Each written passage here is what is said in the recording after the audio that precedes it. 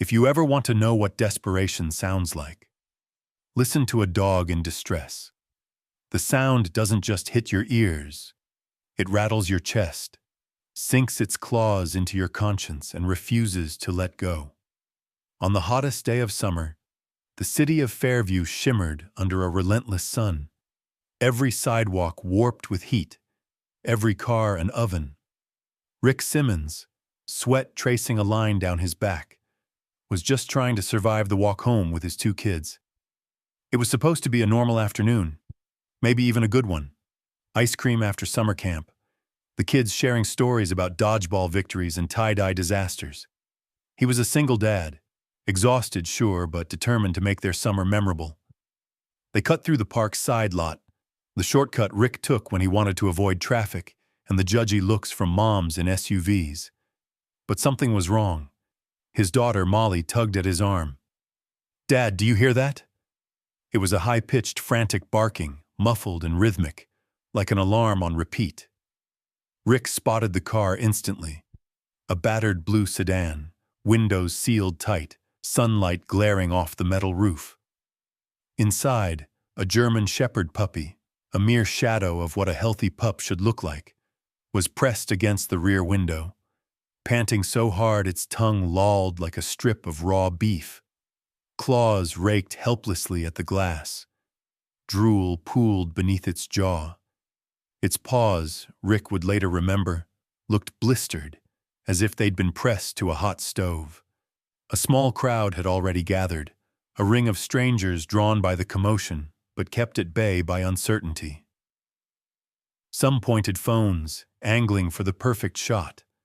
Others shouted at each other, at no one in particular, debating what should be done. A few tried half-heartedly to open the doors, but the car was locked tight. One woman shrieked, "Somebody call 911!" Another man, maybe in his 20s, muttered, "You can't just break someone's window. You'll get sued."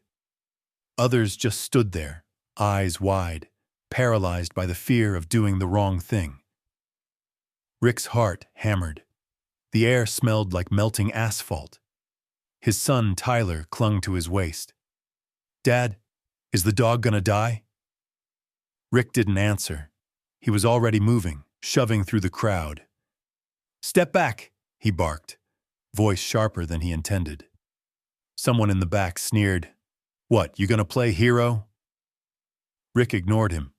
He cupped his hands and peered into the car. No AC, no cracked window, just a dog moments from collapse. Rick patted his pockets. No tools, just his keyring and phone. He scanned the ground, desperate. His eyes landed on a chunk of concrete near the curb, probably left over from roadwork. It was heavy, rough in his palm, warm from the sun. He didn't hesitate. He just acted. He raised the concrete over his head and smashed it against the rear driver's side window. The first blow did nothing but scare the puppy into a cowering heap. The second blow cracked the glass, splintering it like a spider web.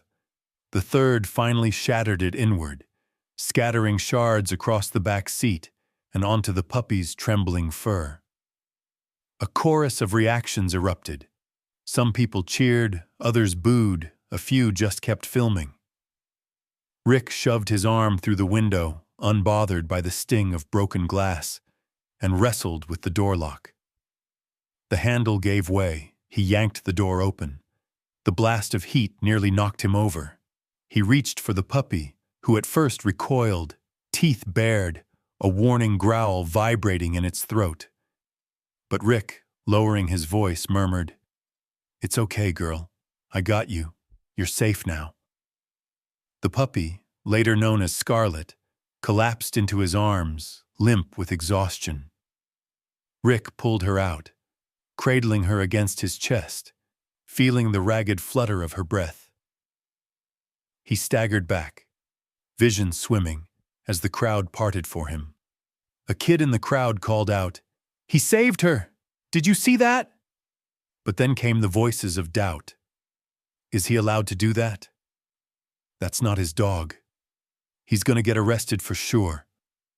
Sirens wailed in the distance, growing louder.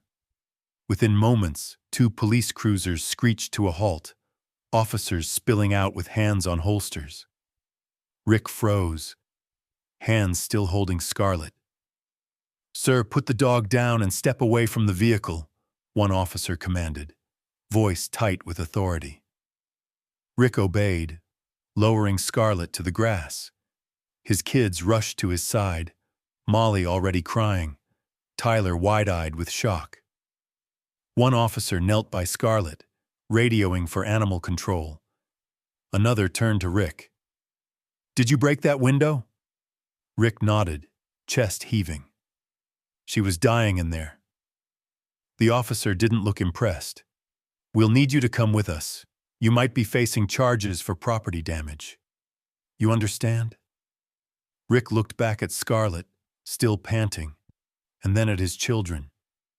In that instant, he wondered if he'd done the right thing, or just made everything worse.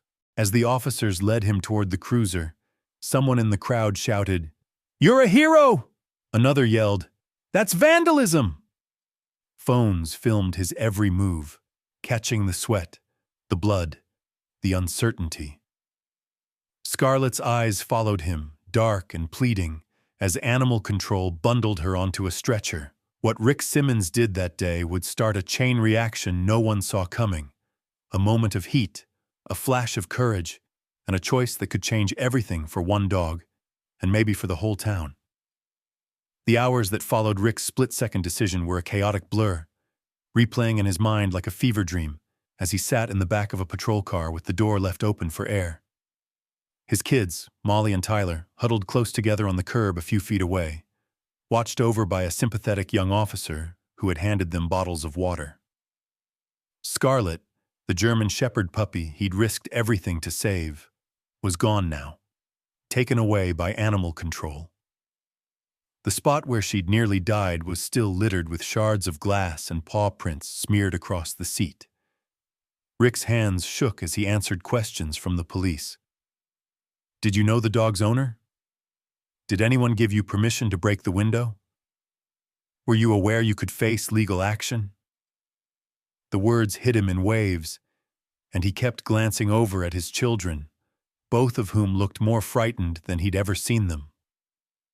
Rick swallowed the urge to snap back. He knew these officers were just doing their jobs, but all he could think was I supposed to just stand there and watch her die? The dog's owner, a heavy-set man in a sweat-stained shirt, arrived on the scene 10 minutes after the police. He stomped up, furious, demanding to know who had trashed his car and stolen his dog. Rick watched as the man argued with the officers, insisting that he'd only been gone for a minute, that Scarlett was just fine. The man's voice rose with every sentence. "This is all a misunderstanding. That mutt's a working dog. She's tough. You're blowing this way out of proportion." But the crowd hadn't dispersed. If anything, it had grown, and the phones were still recording. One woman stepped forward, her voice trembling with anger. "You left that puppy in an oven, man. That dog could have died." The crowd's frustration was building into something like outrage.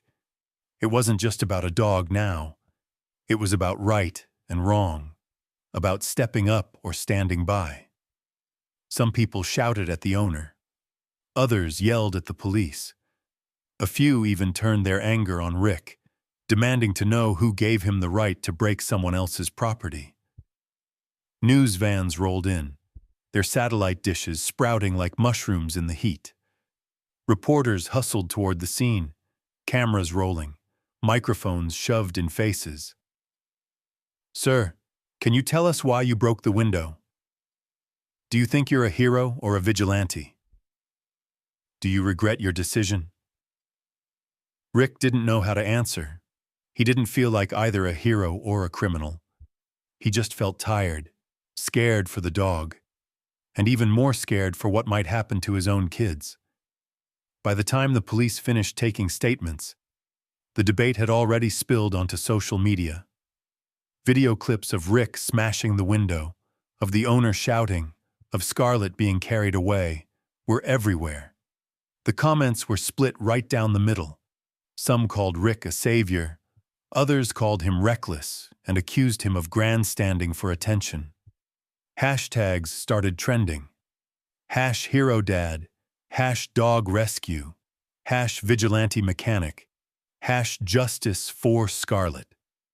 The police finally allowed Rick to gather his kids and walk to the station to finish his statement. The officers were firm but not unkind. They told him the district attorney would decide whether to press charges for property damage, and he might be responsible for paying for the broken window. "You're not under arrest," the older officer explained, "but you need to be prepared for a civil complaint from the owner." Rick nodded, his jaw set. He was willing to take the heat. He'd do it again, if it meant saving Scarlett's life. At the station, while Rick waited to finish the paperwork, Animal Control called to update the officers. Scarlett had been taken to the local shelter for a full checkup. She was alive, but dehydrated and shaken. The shelter manager was already concerned. She told the officers that if the owner wanted Scarlett back, the shelter would have to follow the law unless abuse could be proven. Rick overheard the call, his stomach twisting. They can't just give her back. Can they? That night, after Rick and the kids were finally allowed to go home, the story played on the evening news. Their faces flashed across the TV, Rick's hands still bloody from the glass. Molly and Tyler clutching at his shirt. The phone rang off the hook. Reporters wanting interviews, strangers leaving messages that ranged from grateful to hateful. Rick shut off the ringer and tried to focus on his family. But even as he made dinner, he could see the fear in his children's eyes. At bedtime, Molly crawled into Rick's lap, her voice barely above a whisper. "Daddy, are they going to arrest you? Did we do something bad?" Tyler asked, "What's going to happen to Scarlett?" Rick hugged them both, searching for words he wasn't sure he believed. "I did what I thought was right. Sometimes that's all you can do. I promise I'll do everything I can to help Scarlett." But the uncertainty gnawed at him. Later, he sat at the kitchen table, scrolling through comments on his phone. Some people called him a reckless idiot. Others called him brave. A local lawyer even offered free legal help. But the comment that hurt most was simple. He should have just minded his own business. Now the dog's gonna suffer anyway. Rick barely slept that night. In the early morning, the shelter called. Scarlett was safe for now, but the owner was already demanding her return. The shelter had started an official investigation, but the law was murky, and so was the outcome. The next day, Rick's children begged him not to let Scarlett go back to the man who'd left her to die. Molly sobbed, "Please, Daddy, she needs us." Even Tyler, who usually tried to act tough, wiped away tears. Rick promised them. He wouldn't stop fighting. The family was now caught in a storm that showed no sign of letting up. And for Rick, the real battle was just beginning. The days after the rescue blurred into a stretch of uneasy waiting. Rick's world felt smaller, every hour ruled by phone calls, emails, and social media alerts. When he walked into town, he caught stares, some admiring, some hostile, most just curious. At the mechanic's shop, even his regulars asked, "You really smashed that window, huh?" Some clapped him on the back. Others only shook their heads. But beneath the surface, Rick was unraveling. He couldn't stop replaying the rescue in his mind. The crash of the glass, the heat blasting from the car, Scarlett's trembling body in his arms. At night, he sat at the kitchen table, staring at the faint red cuts across his knuckles, feeling a growing ache that was deeper than any wound. He tried to distract himself, fixed things around the house, took the kids for bike rides, threw himself into greasy, mindless repairs at work. But everywhere he looked, he saw reminders of that day. A blue sedan parked too long in the sun. A dog barking somewhere out of sight. His own kids' faces pale and tight with worry. The news didn't help. One station called him a hometown hero. Another ran a segment questioning whether vigilante justice was ever justified. The debate raged online, sometimes nasty, sometimes supportive, never quiet. It was impossible to avoid. Even Molly's teacher pulled Rick aside at school pickup. "I just want to say, I'm glad you were there for that puppy," she whispered, glancing around as if someone might overhear. But the approval didn't make Rick feel better. If anything, it made things harder. Was he really a hero? Or just a guy who'd lost his temper and smashed up a stranger's car? Worse, the legal questions loomed. The police hadn't charged him, yet, but the threat lingered, like a thunderstorm that might break any day. Meanwhile, Scarlett remained at the shelter, and her situation haunted Rick. He called the shelter every day for updates, always holding his breath before the line connected. The reports were never good. Scarlett refused to eat. She cowered in the back of her kennel, flinched from every hand, and sometimes barked so fiercely that volunteers had to leave her alone. One staff member explained, "She's traumatized. We're doing our best, but she's scared of everyone." Rick's chest tightened at the news. Late one night, unable to sleep, Rick sat down at the kitchen table with an old spiral-bound notebook.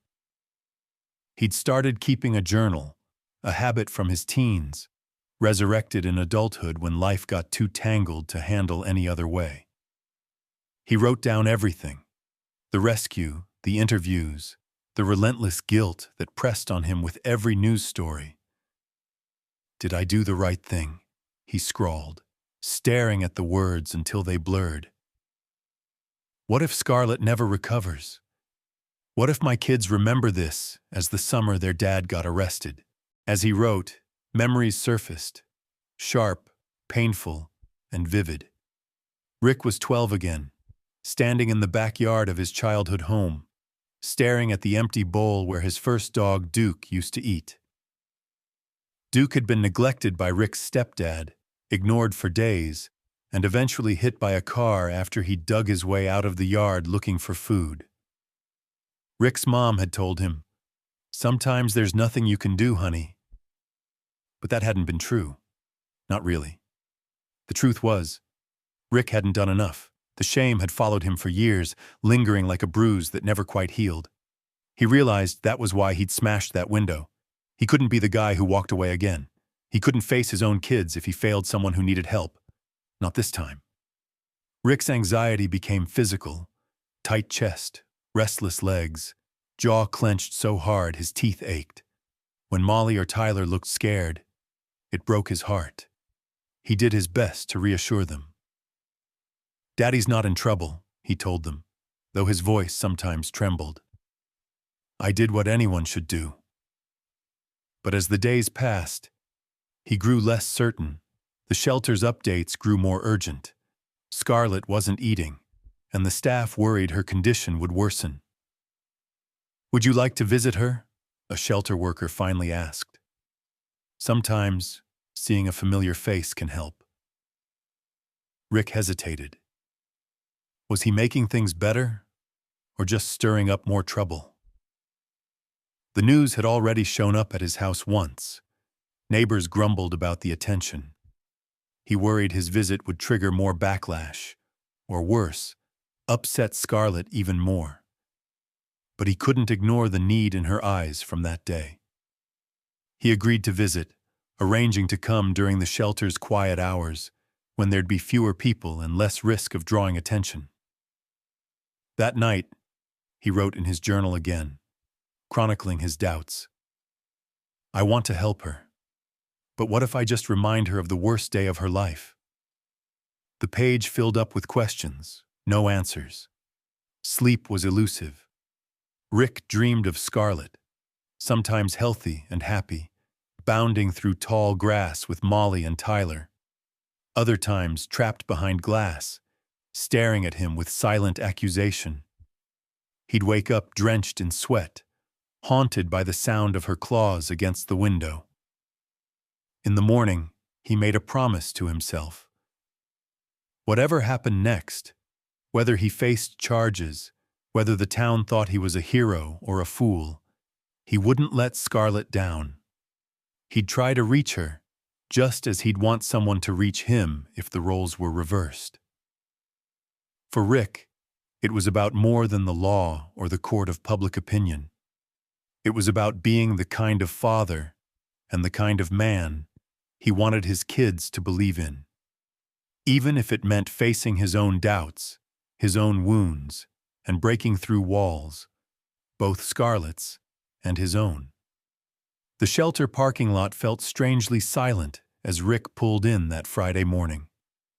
He'd chosen the earliest visiting hour possible, hoping to avoid the glare of curious bystanders or worse, more camera crews. As the engine shut off, Rick's heart thudded with nerves. Molly and Tyler were with him, their faces pressed against the car windows, watching volunteers unlock the front doors. Molly clutched a sketch she'd made of Scarlett, colored with hope and a shaky hand. Tyler, though outwardly stoic, kept glancing at his dad for reassurance. The lobby's air was cool and smelled faintly of bleach and kibble. A kind-eyed shelter worker, Janelle, met them at the counter. "Rick Simmons, we're glad you came."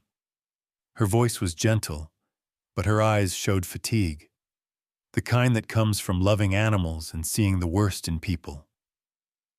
"Scarlett's in the back," she said. "She's still scared, but maybe you'll make a difference." Janelle led them down a corridor lined with kennels. Dogs barked and whimpered behind chain-link gates, each story as sad as the next. Rick's steps slowed when they reached Scarlett's enclosure. The German Shepherd puppy was curled in the farthest corner, pressed so tight against the wall she almost disappeared. She barely lifted her head as the group approached. "Scarlett," Molly whispered, holding up her drawing through the bars. Rick knelt down, careful not to crowd the gate. "Hey there, girl. It's me. Remember?" His voice shook despite his best effort. Scarlett's eyes flicked up, wary and glassy, but she didn't move. For several minutes, nothing happened. Rick kept talking, gentle and quiet, telling her about Molly's drawing, about Tyler's baseball game, about the sunny walk they'd all take together if she'd just come home. The kids sat cross-legged on the floor, a silent show of patience. Slowly, Scarlett's ears perked up. Her body trembled, but the wild panic in her eyes softened a little. Janelle watched from the doorway, arms crossed tight. After a while, she joined Rick at the gate, crouching beside him. "It's not easy for them," she said quietly, "especially after everything. Dogs remember more than people think." She hesitated, then added, "Sometimes I wonder if we're asking too much of them, or ourselves." Rick nodded, absorbing her words. He found himself opening up, surprising even himself. "When I was a kid, I lost a dog because nobody stepped in. Not me, not the adults. I've been carrying that around for years. I guess, when I saw Scarlett in that car, it felt like I was getting a second chance to do the right thing. But sometimes I wonder if I made it worse for her, or for my own kids." Janelle's eyes softened. Doing the right thing isn't always clean or easy, but it's better than looking away. They sat in silence, just breathing and waiting, letting Scarlett set the pace. After what felt like an eternity, Scarlett shifted. She crept closer, just a paw's length, and sniffed at Molly's drawing. Molly smiled, tears brimming. "She remembers us, Dad." Tyler remained quiet, watching intently, fists curled at his sides. Rick didn't rush. He let Scarlett come to them, inch by cautious inch, when she finally pressed her nose against the gate near Rick's hand. He felt a surge of relief and something deeper, a fragile hope. He murmured soft encouragements, his hand open and still. Their visits became a daily ritual. Each morning, Rick and the kids came back, sometimes staying for hours, sometimes just a few minutes. They brought treats, soft words, and stories. Scarlett responded, little by little. A wag of the tail, a nose pressed through the gate, a tentative lick at Rick's hand. With each visit, Rick felt a shift inside himself, too. The guilt that had haunted him, about Scarlett, about Duke, about not always knowing what to do as a father, began to loosen its grip. He talked more openly with Janelle and the staff, sharing his fears and listening to their own stories of heartbreak and healing. He realized he wasn't the only one who'd felt powerless in the face of suffering. One afternoon, as rain drummed against the shelter windows, Rick sat with Janelle in the staff break room. "You know, I used to think being a good dad meant always having the answers," he admitted. "But maybe it's more about showing up, even when you're scared, even when you screw up." Janelle smiled, sipping her coffee. "We're all just trying to do the best we can.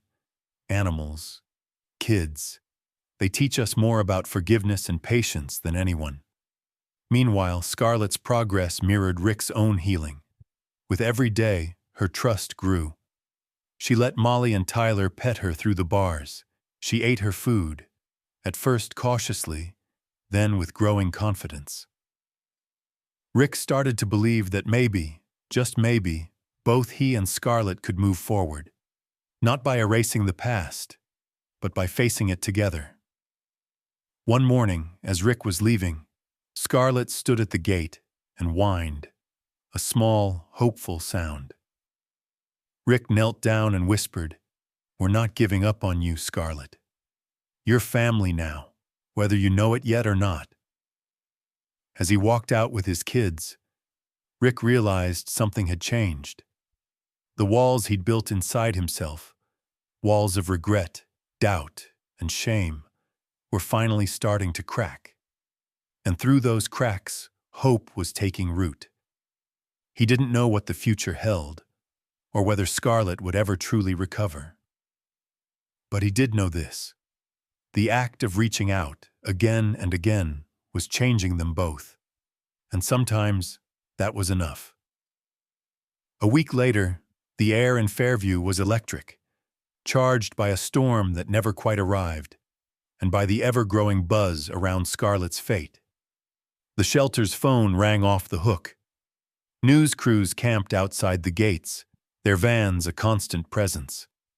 Rick's family had become the reluctant face of a cause, and Scarlett, the little German shepherd who barely survived, was at the center of it all.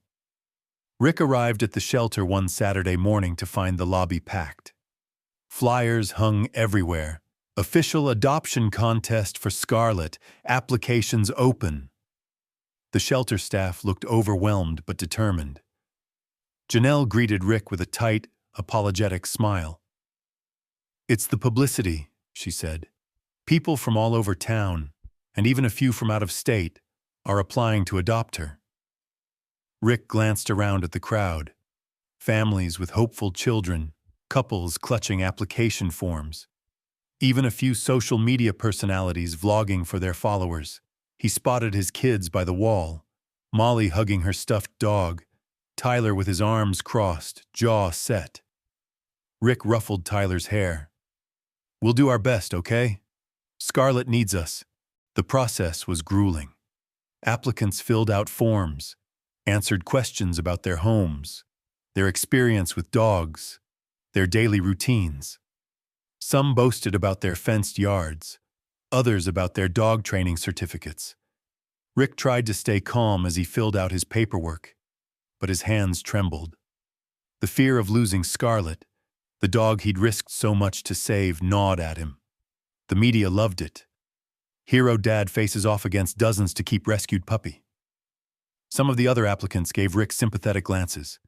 Others eyed him with suspicion, as if he had an unfair advantage or was only in this for attention. That afternoon, as the first round of interviews wrapped up, Rick's heart sank when he saw Scarlett's former owner striding into the lobby, paperwork in hand. The man, whose name was Gary Shaw, looked determined, wearing a crisp suit and a smirk that set Rick's teeth on edge. He strode straight to the desk, demanding to see Scarlett's file. "I'm her rightful owner," Gary announced to anyone who would listen. "That's my dog, and I have papers to prove it." The crowd grew tense. Reporters pushed closer. Janelle's voice was calm but firm. "Sir, due to the ongoing investigation, you'll need to speak with animal control. We're following protocol." Rick felt a wave of dread. Molly whispered, "Dad, what if they give her back to him?" Tyler glared at Gary from across the room. Gary wasn't backing down. "She's a trained working dog and I want her back. She's valuable." He flashed a sheet of paper, the kind of registration certificate anyone could print online. "You can't just take people's property." For a moment, Rick wanted to shout, to list every way Scarlett had been mistreated, to challenge Gary's right to even call himself her owner. But he held his tongue, remembering Janelle's advice. Let the facts and the process do the talking. He watched as animal control staff led Gary into a private room, documents in hand, reporters trailing behind. Outside, the debate erupted online.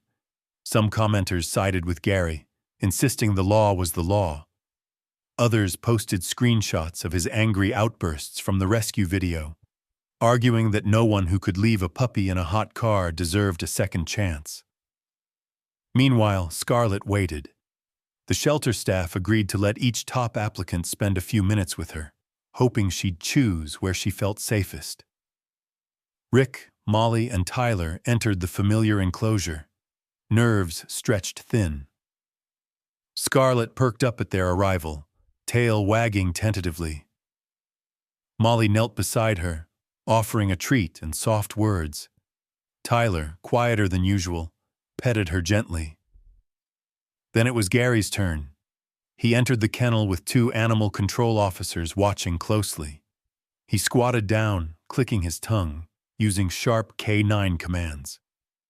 Scarlett's body stiffened. For a few seconds, she froze. Then she shrank back, whimpering, eyes wide and pleading. Gary grew frustrated. "Scarlett, heel! Come on, girl!" But Scarlett only pressed herself closer to the back wall. Staff exchanged glances. The room held its breath. Finally, all applicants were called back to the lobby for the final decision. Janelle addressed the group, her voice steady but emotional. "We've reviewed all applications, and we've considered Scarlett's welfare above all else. She's been through a lot, and it's clear she needs a family that understands her trauma and will help her heal." She nodded to an officer, who gently led Scarlett out on a leash. The dog looked around, clearly overwhelmed by the attention. Then, as if by instinct, she broke free from the officer's gentle grip and trotted straight across the room, ignoring everyone else, to Rick and his children. The moment was electric. Scarlett pressed her nose into Molly's hand, tail thumping against Rick's leg. Tyler knelt, arms open, and Scarlett collapsed into his embrace. The lobby erupted in applause, even as Gary protested from the back. "This is a joke! That's my dog!" But no one was listening. Scarlett had made her choice. Janelle's eyes glistened as she made the announcement. Scarlett will be going home with Rick Simmons and his family. The relief hit Rick like a wave. The kids cheered, tears streaming down Molly's face. Tyler grinned for the first time in days. Rick knelt down, looking Scarlett in the eye. "You're safe now, girl. You're home." Scarlett licked his cheek, trembling with excitement and, Rick dared to hope, joy. As they left the shelter, news crews tried to swarm them, but Rick shielded his kids, cradling Scarlett in his arms. For the first time since that sweltering afternoon, hope felt real. Scarlett was finally where she belonged, not because of paperwork or legal loopholes, but because of the bond they'd built. And as the sun broke through the clouds at last, Rick realized that sometimes doing the right thing was worth every ounce of trouble it brought. The victory in the shelter lobby felt fragile, like a breath you hold before the storm returns. Rick, Molly, Tyler, and Scarlett made their way home in a haze of relief and exhaustion. Neighbors gathered at their driveway to welcome Scarlett with cautious smiles and tentative pats, but the excitement quickly gave way to reality. The legal storm wasn't over, not yet. 2 days after Scarlett's homecoming, Rick received a knock at the door. It was Animal Control, accompanied by a county deputy. "We need to talk," the officer said, polite but firm. Inside, Scarlett sat alert, sensing tension.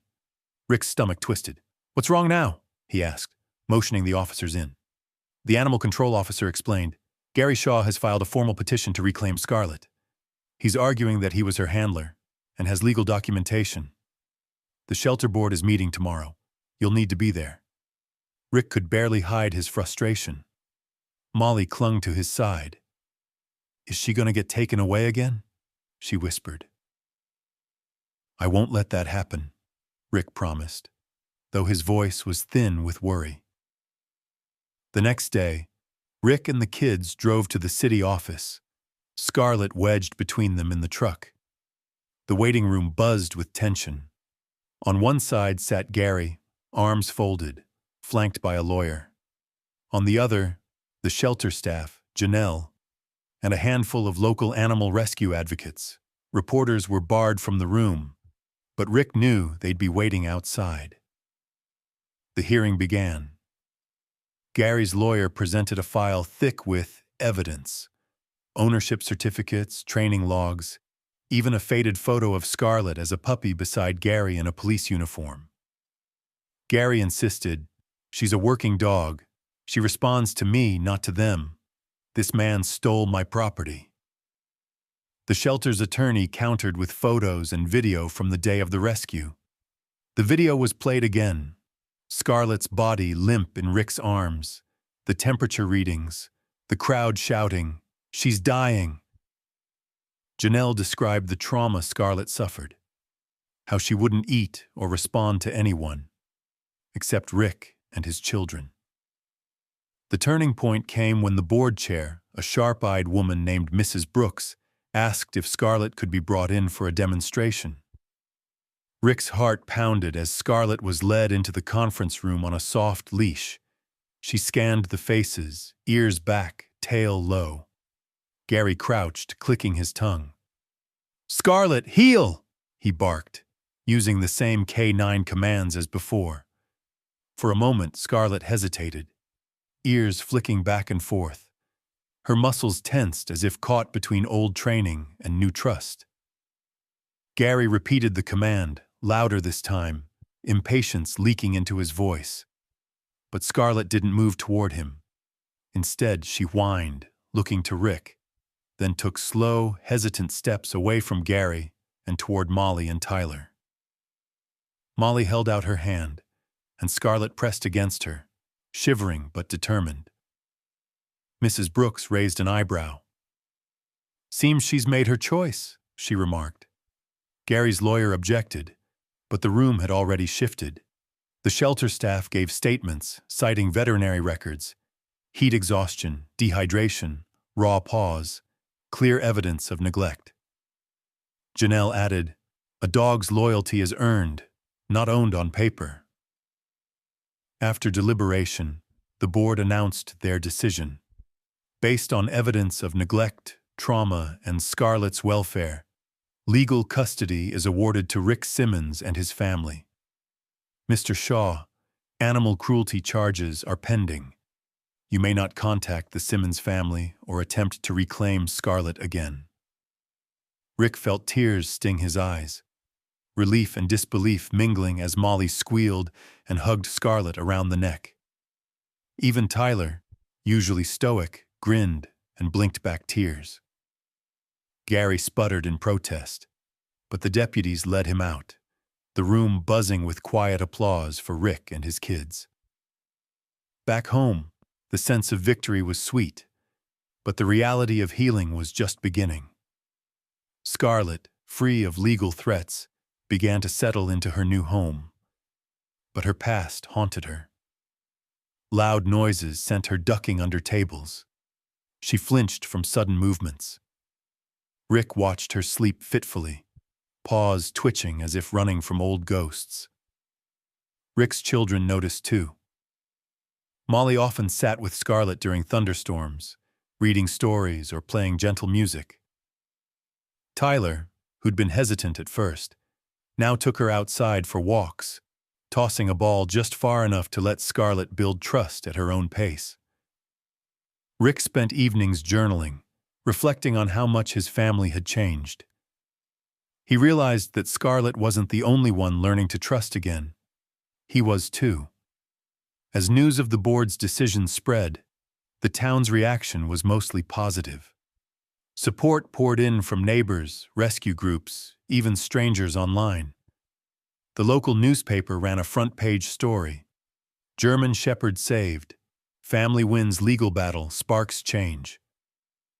Gary's arrest and the pending animal cruelty case sparked angry editorials and a petition to toughen local animal protection laws. One night, as the family sat on the porch with Scarlett curled between them, Rick felt a rare sense of peace. The kids giggled, feeding Scarlett bits of their ice cream. She watched them with adoring eyes, as if she knew she was finally safe. Rick hugged Molly and Tyler close. "We fought for her," he said, "and she fought for us right back." Scarlett rested her head in Rick's lap. For the first time in a long time, the future felt bright, a new start for all of them. But Rick knew their journey wasn't over. Scarlett's healing would take time, as would the family's. Still, together, they'd already proved that loyalty is a choice, not a command, a lesson they would never forget. The day after the legal battle ended, Rick woke to a rare, quiet moment, a feeling almost foreign after weeks of chaos. Sunlight trickled through the kitchen window. The house felt different, as if it was breathing easier too. Scarlett lay curled on her new dog bed, her ears twitching at every creak, but her eyes held a softness that hadn't been there before. Rick knelt beside her, offering his hand. "Good morning, Scarlett," he said, keeping his tone gentle. She sniffed his fingers, tail thumping weakly against the bed. It was a small victory, but it felt enormous.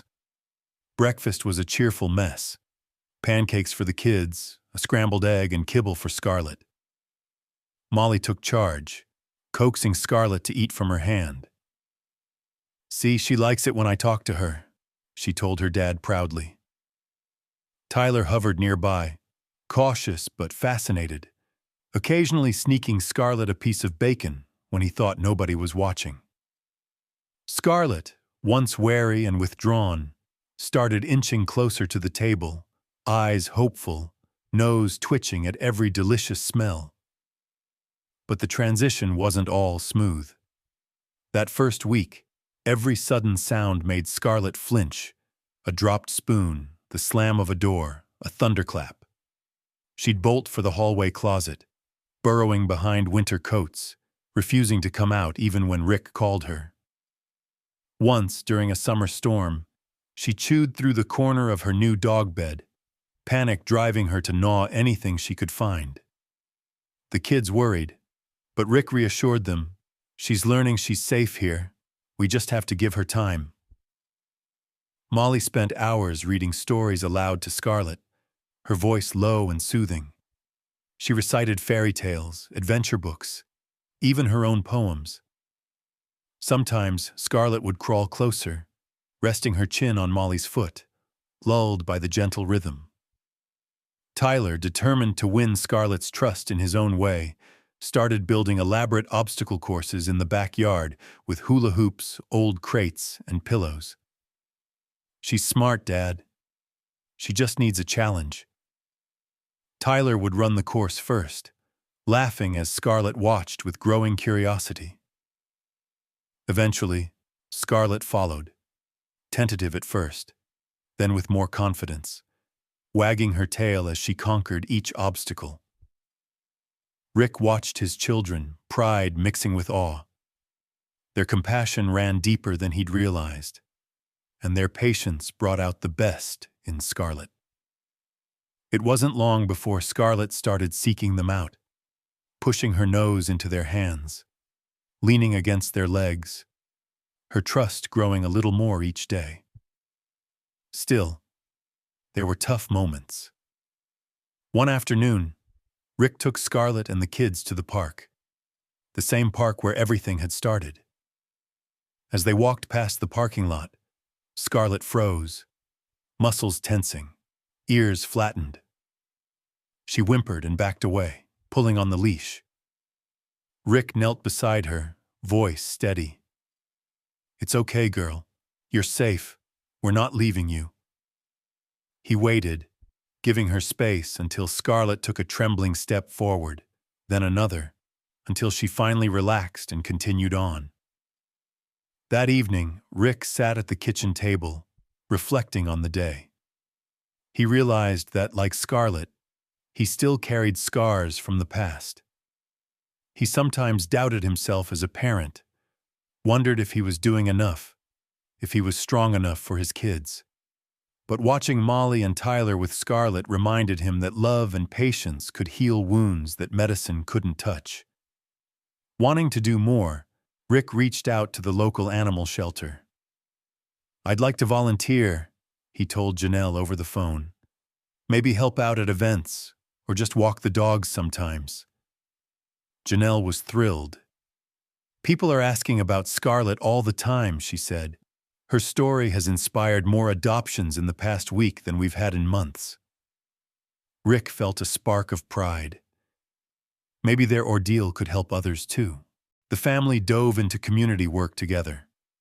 On weekends, they attended the shelter's adoption fairs, handing out flyers and talking to visitors about rescue animals. Scarlett, nervous at first, grew braver each time, wagging her tail at children and nuzzling volunteers. Molly became the unofficial dog whisperer, helping shy animals come out of their shells. Tyler organized a backyard fundraiser, building agility games and inviting neighbors to bring their own dogs. The event raised enough money for the shelter to buy new beds and toys. As Scarlett's confidence grew, so did her bond with Tyler, who had once feared the chaos she brought into their lives. One evening, Tyler had a nightmare and woke up crying. Scarlett, sensing his distress, jumped onto his bed, curling beside him and licking his tears away. Tyler hugged her tightly. "She's my protector, Dad. She's not scared anymore, and neither am I."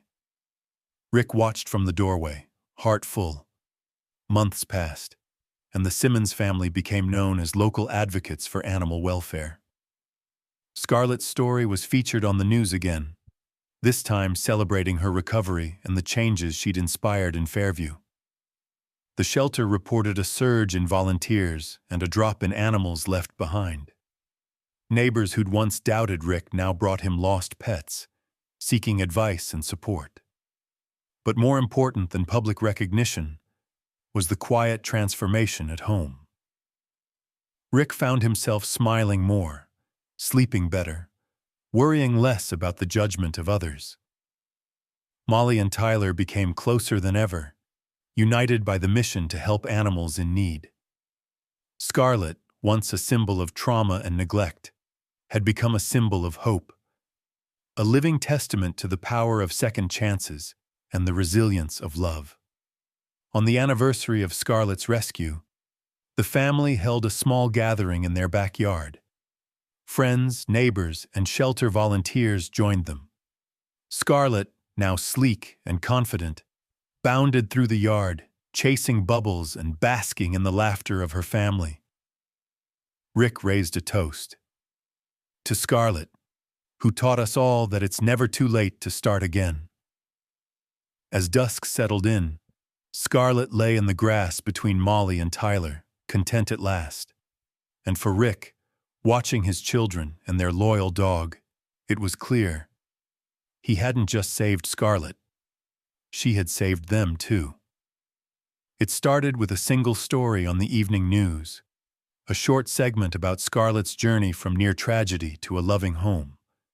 Footage rolled of Rick and his kids walking Scarlett in the park, the golden light catching the healing in her eyes. By the next morning, that clip had made its way onto social media, then onto animal rescue sites, and before long, Fairview was buzzing. The phones at the animal shelter rang non-stop. Local news stations asked for interviews, and one regional network even drove in to film a follow-up. Rick was surprised by how quickly the world seemed to close in around them again. Strangers waved at them in the grocery store.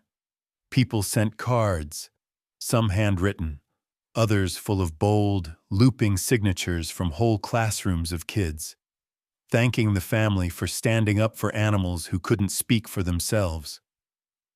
One letter, in blue crayon, read simply, "Thank you for saving Scarlett.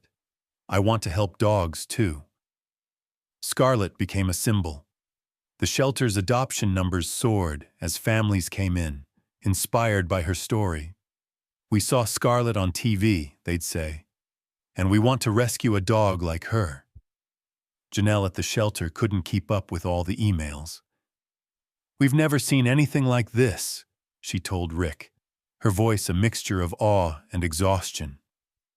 "We're running out of dogs for adoption, which is the best problem to have." It wasn't just about finding new homes, though.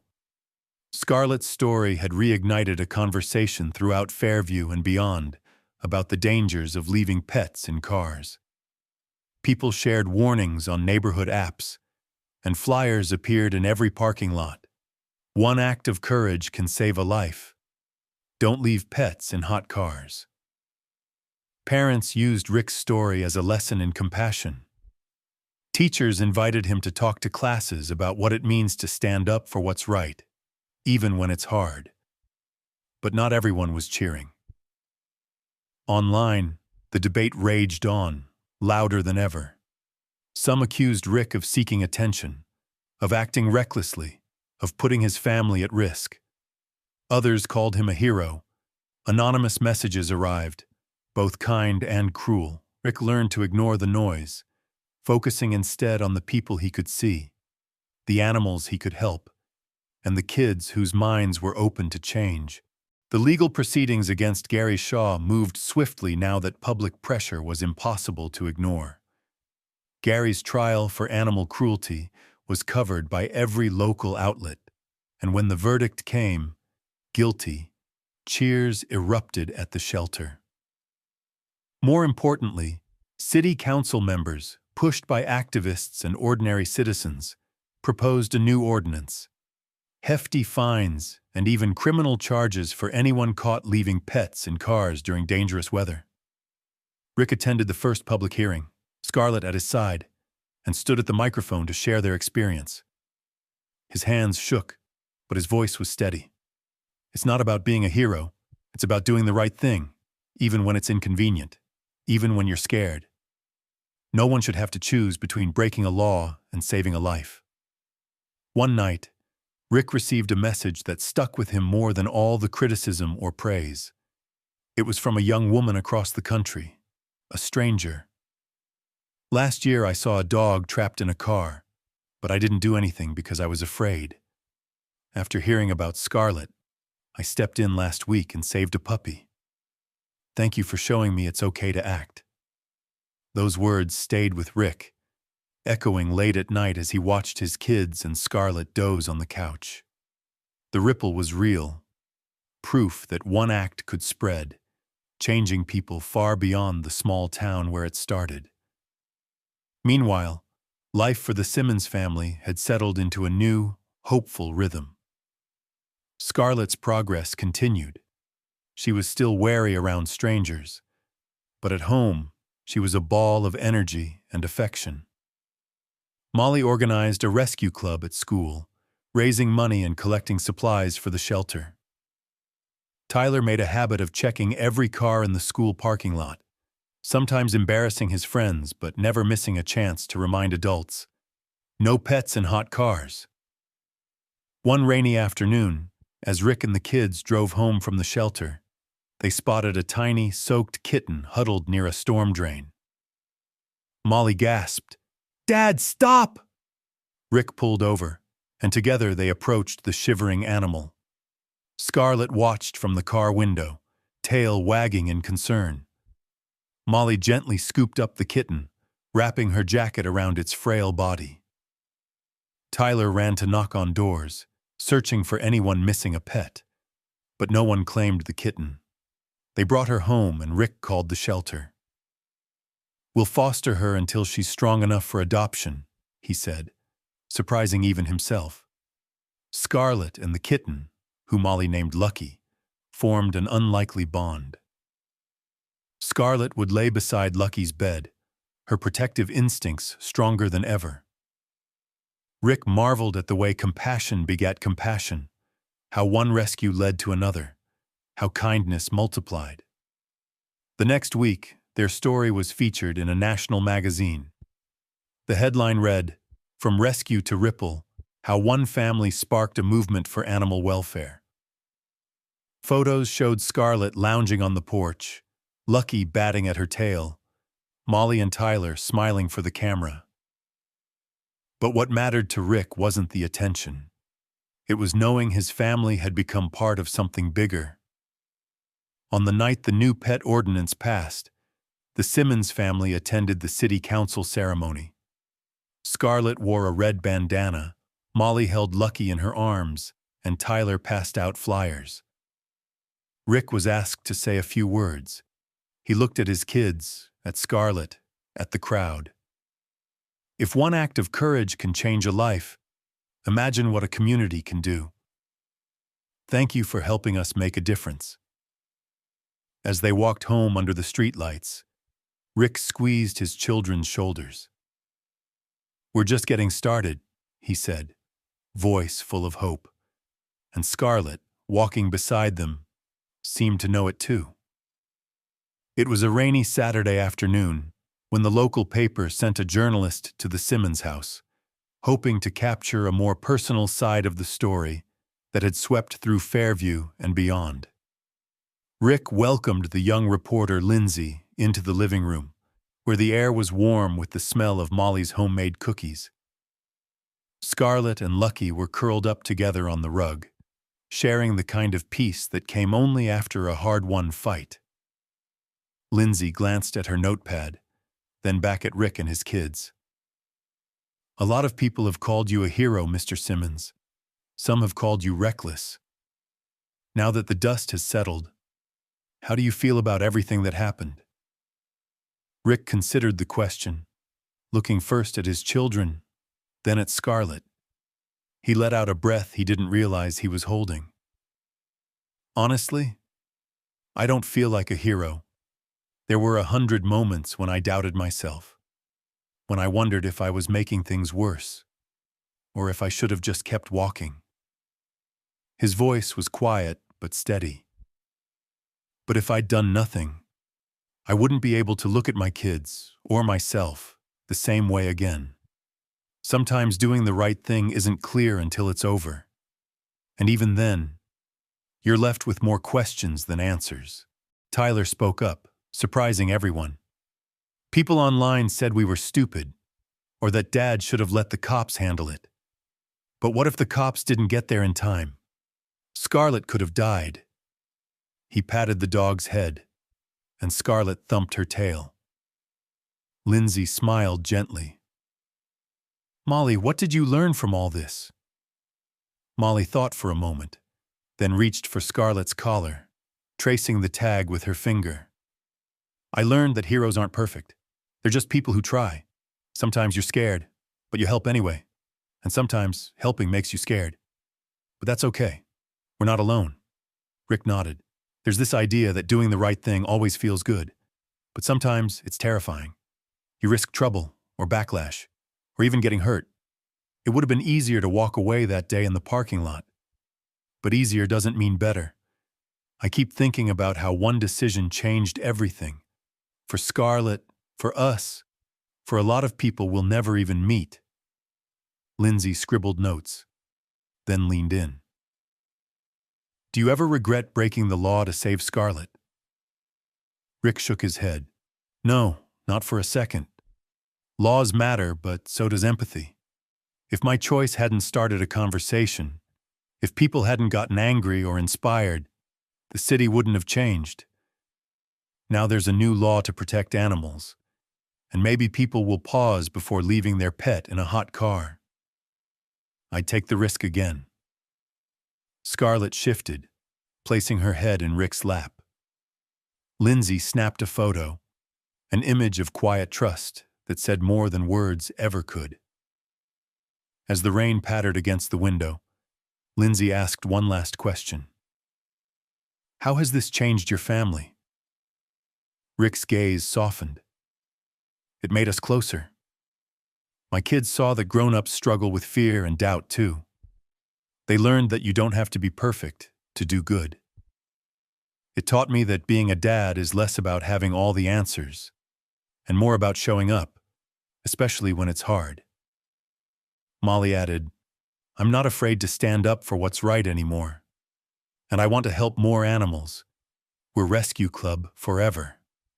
Tyler, a little embarrassed, grinned. Scarlett protects me when I'm scared at night. She's like a best friend. Lindsay finished her notes, promising to send the family a copy of the article. After she left, the family sat around the kitchen table, the conversation lingering like the smell of cookies. Rick turned to his children. I know we went through a lot, but I wouldn't change a thing. Every hard part, the fear, the court hearings, even the haters online, led us here. And look at us now. He nodded at Scarlett and Lucky. We're stronger, and we know what matters. The next day, the city hosted a Compassion in Action fair at the park. Rick and his family attended as honored guests. Scarlett wore her red bandana, and Lucky rode in a small carrier. Dozens of families came up to thank them, many with dogs of their own, some adopted thanks to Scarlett's story. The mayor handed Rick a certificate for courage, compassion, and sparking change in our community. Molly blushed as she read a poem about second chances at the event, bringing some parents to tears. During a panel discussion, Rick was asked what advice he'd give others faced with a similar choice. He hesitated, thinking of all the ways things could have gone wrong. I'd tell them to trust their gut, he said. If you see someone or something in danger, and you know you can help, don't wait for someone else to step up. You might be the only one who will. The world changes when regular people do something, even if it's scary. That night, the family walked home under a sky cleared by the day's rain, the air fresh and full of promise. Scarlett trotted ahead, Lucky bouncing in Molly's arms, Tyler skipping beside his dad. They laughed together, lighter than they'd felt in a long time. Later, before bed, Rick wrote in his journal, sometimes the bravest thing you can do is act when nobody else will. The ripples from that one choice can reach farther than you'll ever know. Scarlett taught us that, and so did my kids. As he turned out the lights, Rick felt at peace. The story wasn't just about saving a dog. It was about the power of a single act of courage, and how, together, a family and a community can turn compassion into real, lasting change. The city park looked different now, warmer, more welcoming, as if it had shed some old layer of indifference. It was a bright Saturday morning, the air alive with the sound of laughter and the chatter of families. Rick strolled the path beside Scarlett, who walked confidently at his side, her coat gleaming in the sunlight. This was the same park where he'd first heard her desperate barks, where the crowd had gathered and judgment had fallen hard and fast. Now, instead of fear and doubt, Rick felt a deep, settled peace. A year had passed since that fateful day. Fairview was a changed place. Scarlett, once broken and terrified, now greeted old friends and new admirers alike.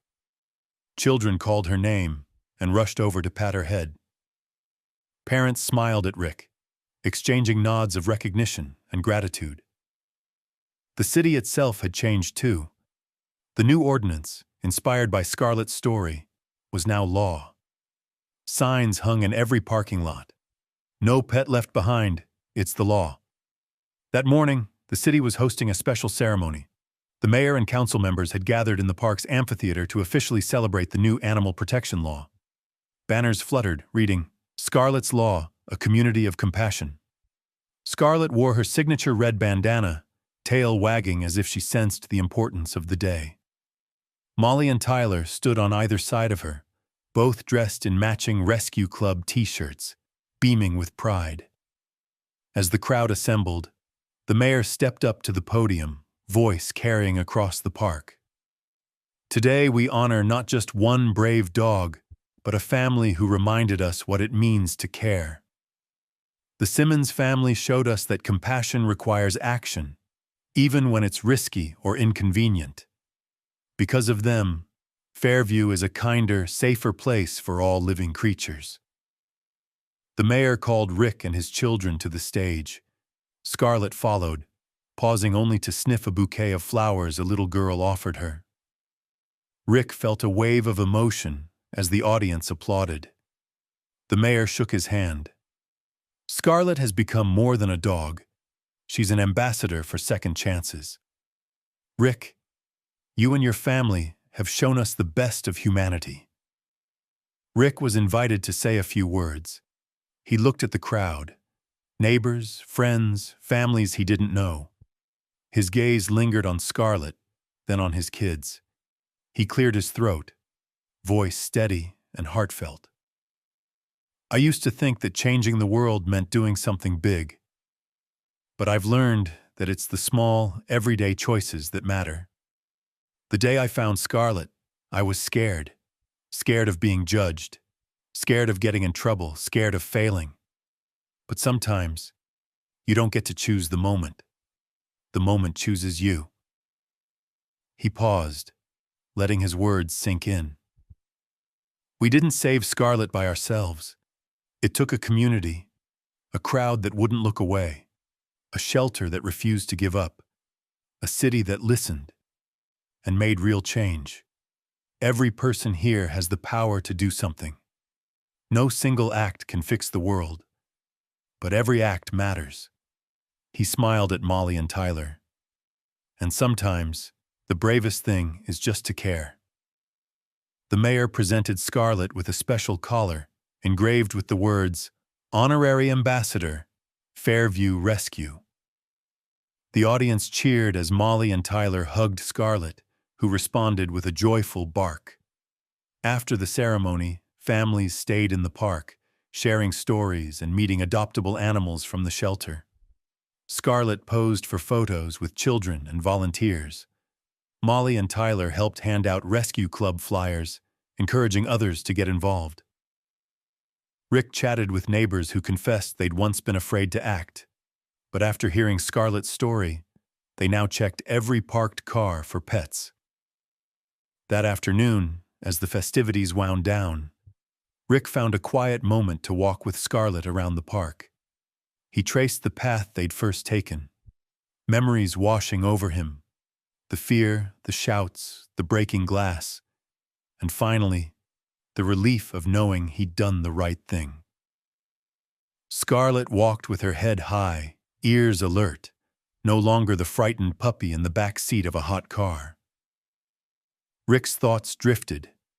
He knew not every story ended like theirs.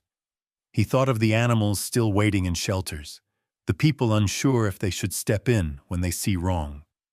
But he also thought of the letters, the hugs, the laws changed, the lives saved, all because one day, one person acted. He knelt beside Scarlett, rubbing her ears. "We did it, girl. Not just you and me, all of us." In the weeks that followed, Rick and his family remained committed to their cause.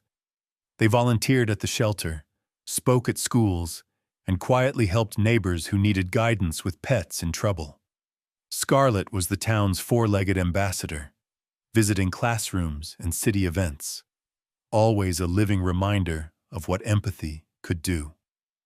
One evening, as the family gathered on the porch, Rick watched the sun dip below the trees, Scarlett stretched out at his feet. Molly and Tyler played with Lucky nearby, laughter echoing in the gentle dusk. Rick felt a rare sense of fulfillment. He pulled out his journal and wrote, "It's not about being perfect. It's about showing up. Empathy, courage, compassion. They don't start big. They grow with every choice, every moment. Sometimes the difference between cruelty and kindness is just one brave decision. The world changes, one act at a time." He closed his notebook, looking at his family, at Scarlett, at the town that had learned to care a little more. He wondered what moments would come next, who would need help, who would step up. And he knew, deep in his heart, that when the moment came, someone would act. The wind shifted, carrying the sounds of laughter and distant music. Scarlett lifted her head, eyes bright, as if she sensed all the good yet to come. And Rick, at peace, knew their story was just the beginning. Ask yourself, when the moment comes, will you act? Because sometimes the difference between cruelty and compassion is just one brave choice